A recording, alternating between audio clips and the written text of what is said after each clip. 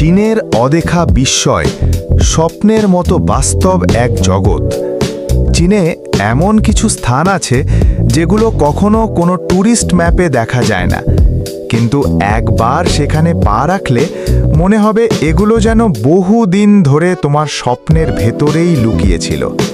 পাহাড় আছে যাদের নাম নেই কোনো জিপিএসে, কিন্তু স্থানীয়দের কাছে সেই পাহাড়গুলোই পৃথিবীর আত্মা।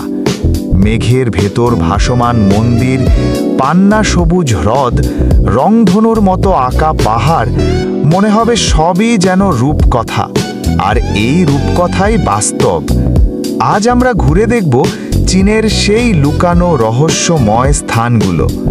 মাউন্ট হুয়াশান, মৃত্যুর পথে সৌন্দর্যের ডাক।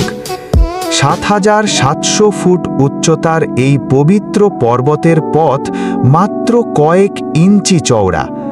২০০০ বছর ধরে তাওবাদী সন্ন্যাসীরা এখানে ধ্যান করে আসছেন।